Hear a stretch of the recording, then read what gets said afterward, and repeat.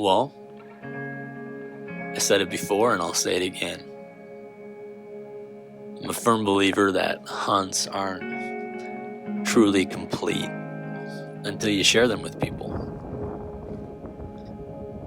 This seems to have always been the case.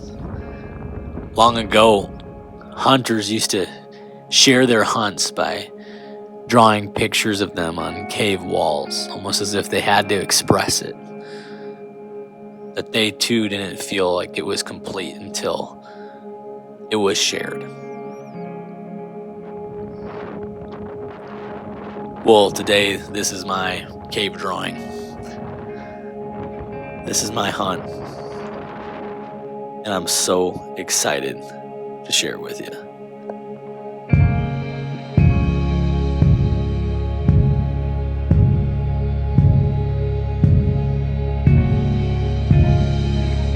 This story doesn't start on Kodiak. The story starts 10 years ago when my brother Steven and his wife Erin moved up to be missionaries in Alaska. They went to serve the people and follow the Lord's calling. And in turn, I got a hunting guide. And I've tried to take full advantage of it.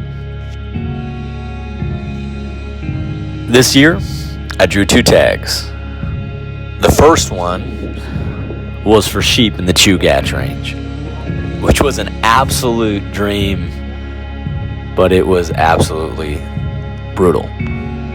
Game and Fish had warned us that populations were extremely low, but we went in with high hopes. We hunted hard and put on many miles. Our high hopes were replaced with breathtaking views. Fantastic memories. Sore knees. And no ram.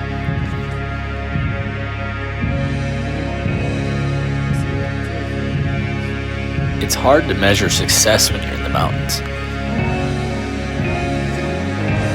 There's a lot of things that were accomplished, a lot of things learned,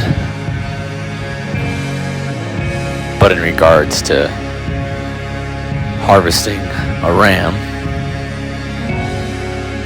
we were unsuccessful. And that put a lot more pressure on the second tag. Mountain goat on Kodiak Island. And although I have the tag and will be pulling the trigger, I am not the protagonist of this story.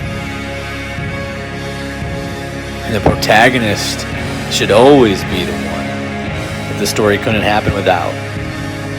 The one that sacrifices the most. The protagonist is Steve. The guide that keeps on giving. The guide that forfeited his fall of hunting to drag me around the mountains to see if we could just make a little more magic happen. Let's go. Hey boys, how you doing? we are in Kodiak. We're have our stuff. We're in an Escalade, Eastbound and down, loaded up in trucking. and then we're gonna go Glacier tonight, I think. I'd be pretty impressed if we were able to restrain ourselves. Yeah, that ain't gonna happen. The first few hours on Kodiak were incredible. We were kids in a candy store, man. It was so fun. We were pulling over on the road. We were watching the salmon run in the streams.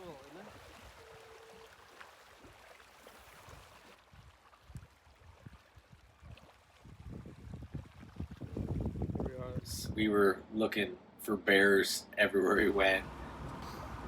As a side note, They're fine. I could watch bears doing bear stuff for hours. It was so much fun watching those things.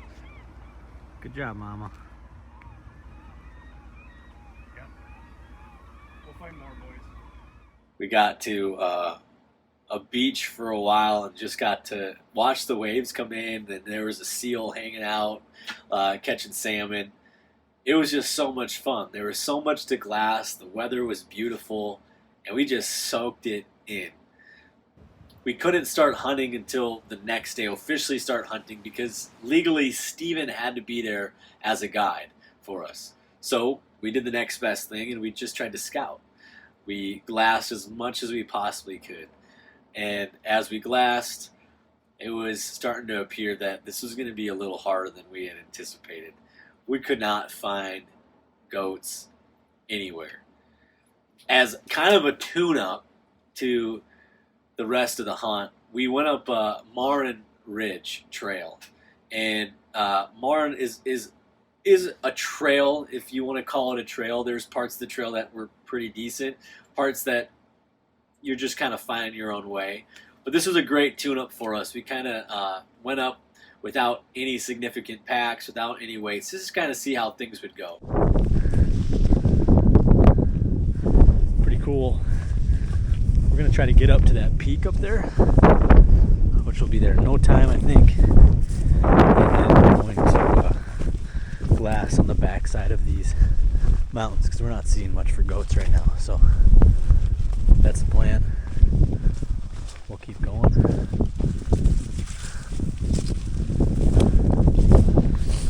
What a good hike, hopefully. We'll know something. Hopefully Nolting doesn't die. He's already told us that if he dies before they take the body off the mountain, strip it of the Sitka gear. Yeah. You can lose body here. We don't want to have the coroner like cut it with a scissors or something. But yeah, hopefully we get up there and We'll get up there. we'll know whether we're hunting back here or it's a good place not to hunt. Check it off the list.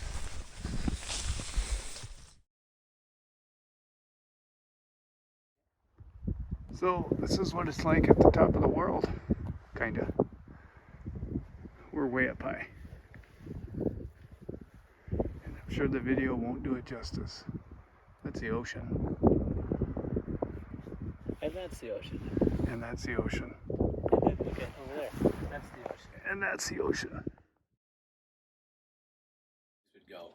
As we got to the island, the hope was that Greg, Jerry, and myself, along with Steve, would go up on the hunt. But after going up Marin Ridge, Greg thought that perhaps a fishing charter would suit him better as we went. Jerry was excited to get up the mountain. As we picked up Stephen from the airport, we didn't have great news. We thought we would have spotted a couple bands here or there of some goats, but there was nothing. And so we were kind of left to his knowledge of the area and kind of his game plan that he had going in. And so that's exactly what we did. We drove as far as we could, scouting along the way, but essentially we went exactly where Steven was thinking where we were going to go. And we started climbing and hope that when we got to the tip of this mountain, when we kind of crested the ridge, maybe, just maybe, we'd get to find some goats on the other side. And so, without really knowing what was there, took off. Climbing that mountain.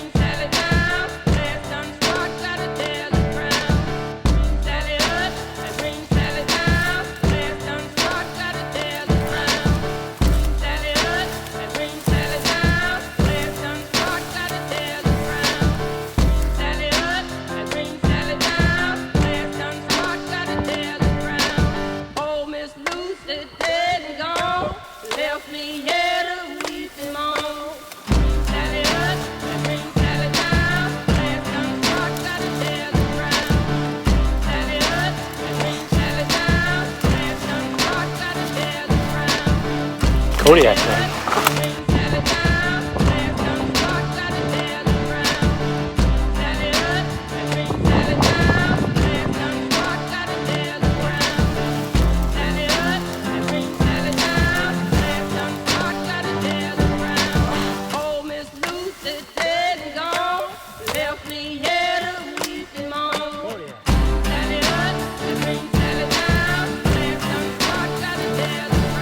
Here we go.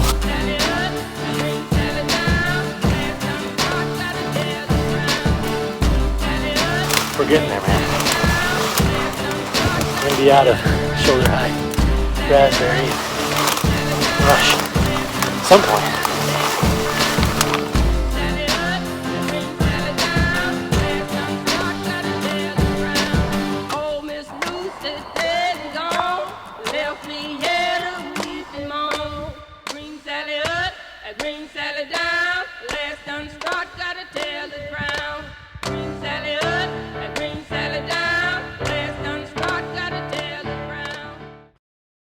After our long hike up, we got to a bowl in the mountain where we were going to set up camp.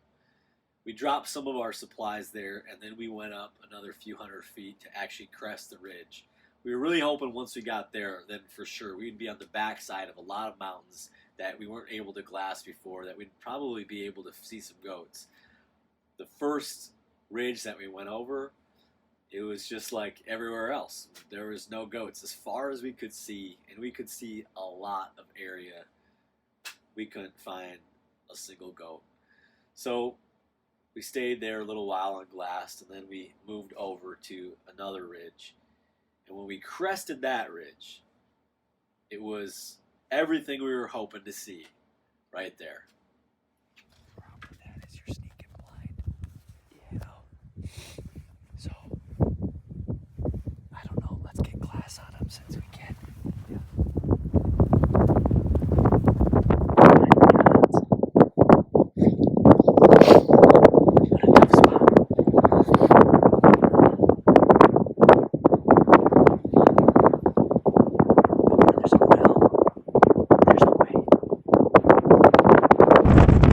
We've got 18 goats, but they're ways away in a tough spot. And so we're making a plan for tomorrow now. So, anything to say, Greg? No, Jerry already said it. They're in a tough spot. I have a couple ideas, but we have time to eat some supper. We gotta get tents set up. And I'm sure we'll talk in circles about different plans today, but the only way is to run range. And if they see us, we'll see, but maybe we go in the dark, you know, and see how close we can get. When sunrise comes, we can take a shot. All right, over and out. All right. Here we go. In the mountain, camping. Finally. Eating our meals. Good day. A really good day. And we found some goats, which just gives it a sense of excitement for what could be possible tomorrow. And blacktails. And blacktails. A lot of blacktails. We saw 11. Something like that, yeah. Yeah. So, possibilities are endless tomorrow.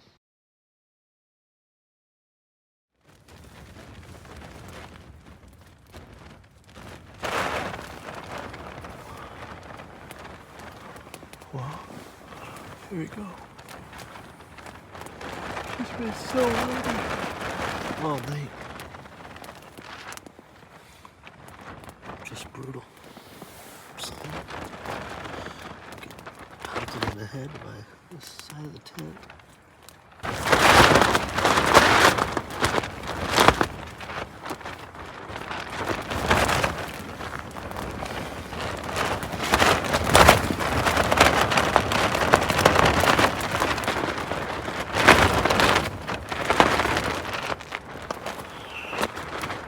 Yeah. Well, I feel like sometimes, What'd you say? filming. Oh, that sometimes this is like the hardest part of the day. It's definitely the hardest part for me. It's like, my goodness gracious. It just sounds so terrible out It there. requires so much tenacity. You gotta get out of this tent and go into that wind and the cold and leave the sleeping bags. I know it's because bags are so warm. I know. You go from like ultimate cozy Yeah, that's right. to like ultimate suck. Yeah, yeah. The And then you gotta go to the bathroom. the dichotomy is so severe that it's the worst. I peeked out. Looks like we're really socked in. Like crazy amount of fog. Which is actually Obviously a the good wind thing could be great. because the goats are in a spot where we're not sure how we were going to be able to approach them without being seen and busting them.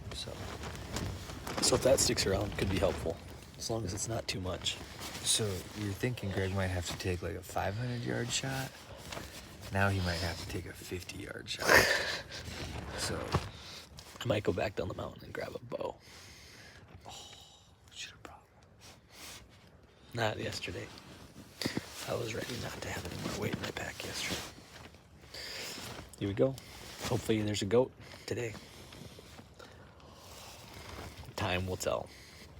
As you can see, pretty socked in. Everyone's coming out here now. Got the jet boil going. Yeah. Not a lot to see here.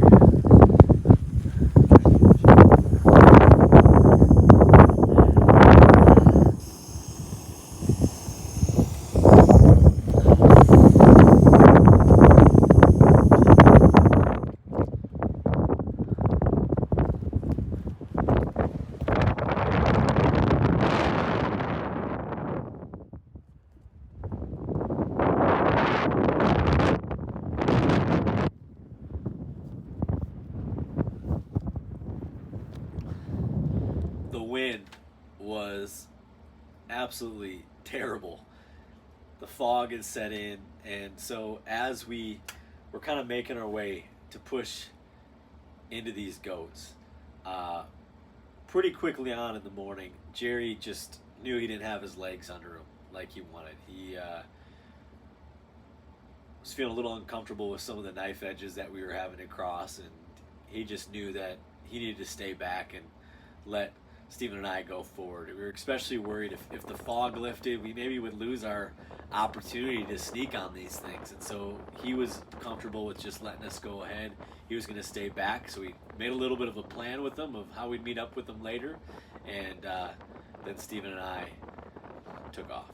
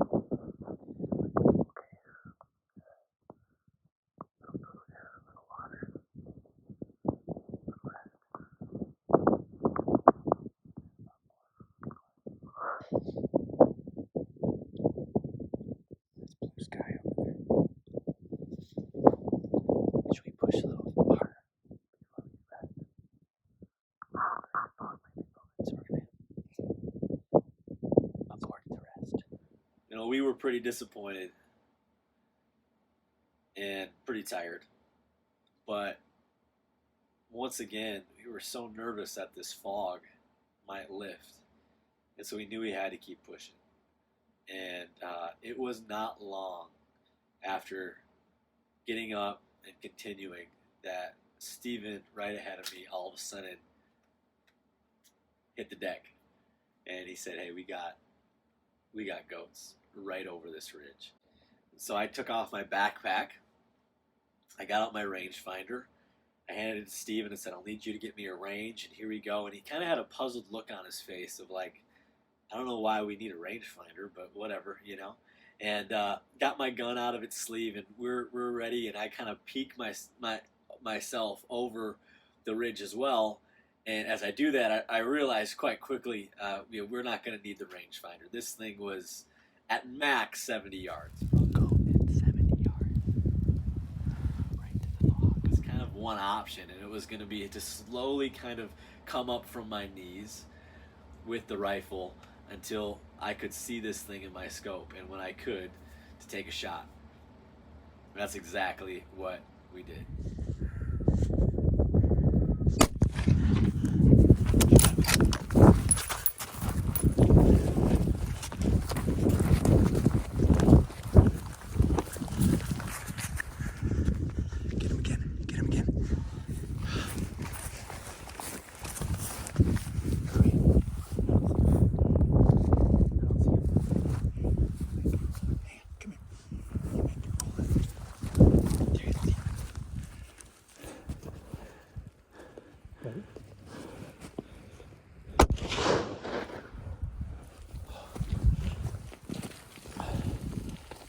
There he goes.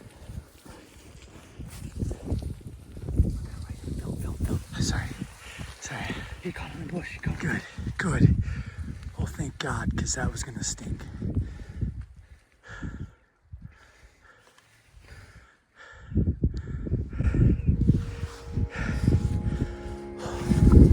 Sorry, my filming was horrible. God. You got me, Steve. You gave me. Unbelievable. And he's in the bush. And he's super easy to get to. That's what I'm most happy about. Hey. Thank you. This was just a redemption hunt. Through and through after the shoe got shot. Thank you, Lord. And once again, too, thanks Erica for letting me get up here. We got one, guys. Got one, Solveig, Lincoln, Sawyer. This is what we were sprinting across. And I'm telling you guys that this was like, I mean, there's been a lot of disappointment over the last few weeks as far as this goes. And when we got to that saddle where all those goats were yesterday and they're gone, I was just like, are you kidding me? You know, I know. like, no way that they're gone. Like, they slipped us again. And all of a sudden, Here, you stand right here so I get the goat in there while you tell us. yeah, here we go. Kept pushing it, kept pushing it. We came on. We saw this one. There was a nanny and a kid sitting right next to it. Yeah. We saw some good up there. But we got it done, man. Thanks, Steve. Yeah, man, this is fun. Good job, guys. Dude, this is crazy. My goat died 300 yards from this one last year. Just in the next gully over. And, Yeah, if you want to hit those bushes, you're looking 200, 300 foot drop. yeah, into that valley. Which is why I shot it where I did. Obviously. Yeah.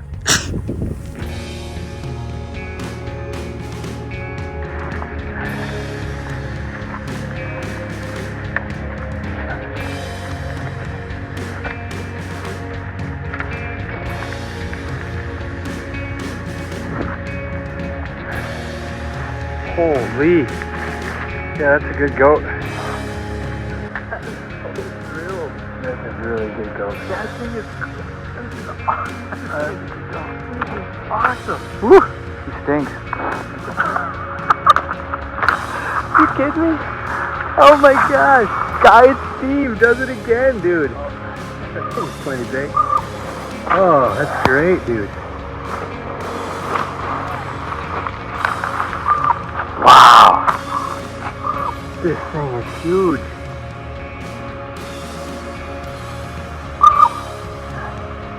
Yeah, she's like 6 years old now.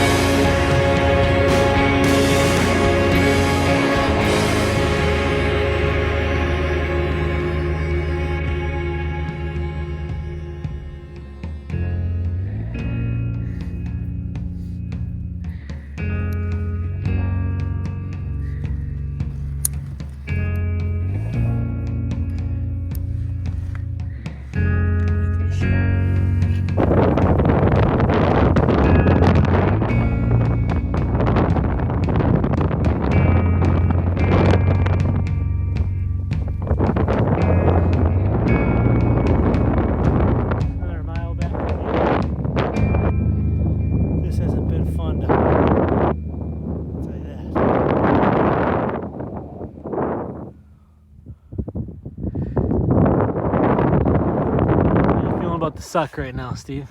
It sucks. Getting rained on, Fogged on, misted, misty. almost blowing off the mountain. Running knives edges with 100-pound packs. Yeah, that sucks. I don't know if you can see it up there. We're close. Close to the peak.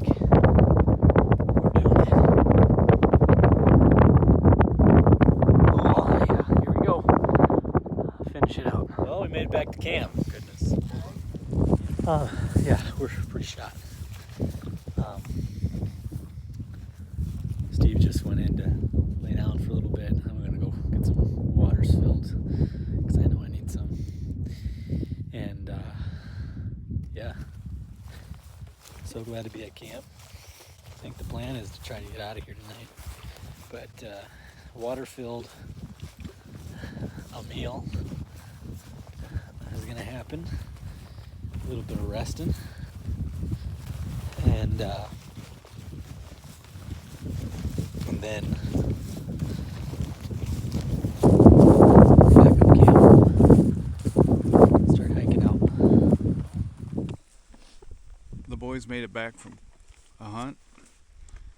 If you look right over there, very, very nice goat. I'll get a close-up of it later.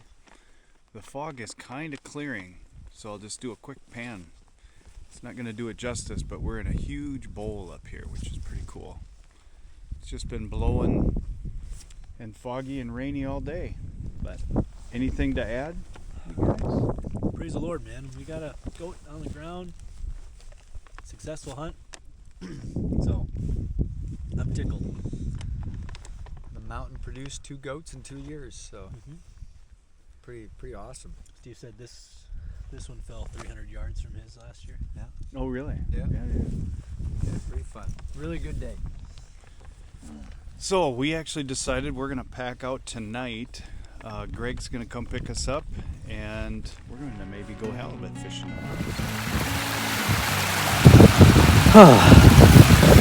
Camp's loaded, goats loaded. Here we go. Back home. Got plastered by wind all day, and then it stopped. And now we're realizing that Just keeping the bugs away.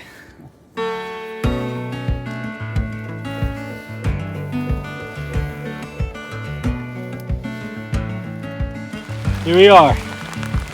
The final push. 300 feet.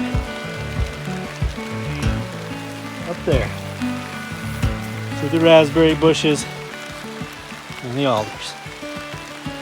We can do it.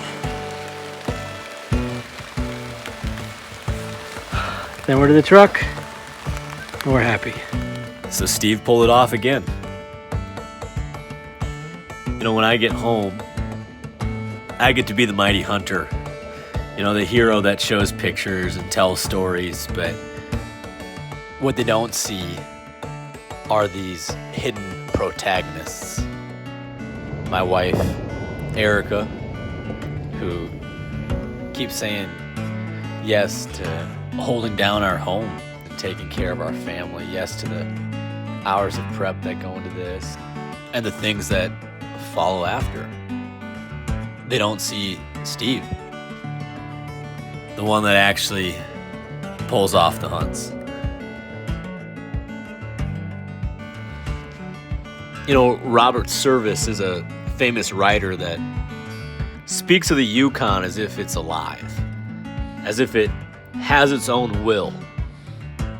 And I know this isn't true, but if I'm honest with myself, sometimes I behave like it is. I try to earn the respect of the mountains so that they'll give up one of their residents in my pursuit.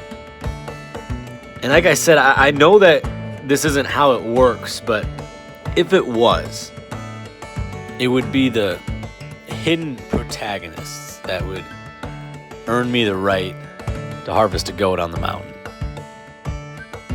By the way that these folks behind the scenes give and sacrifice.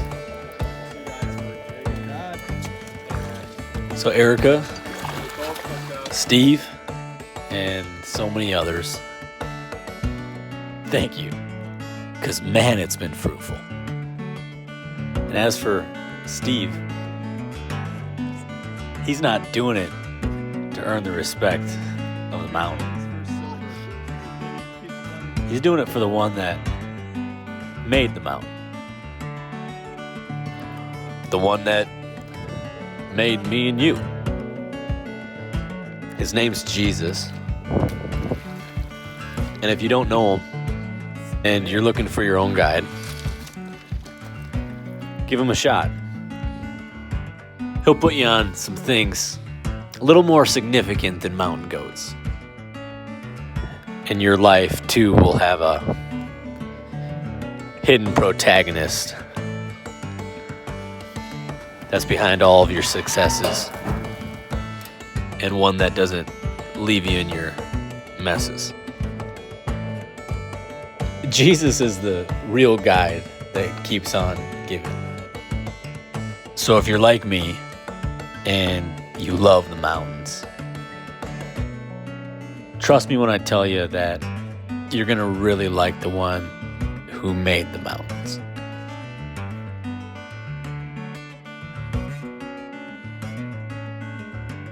So that's it. 2 tags for 2 species and 2 hunts in 2 different places with my 2 brothers and my 2 friends. Thanks for letting me share it with you.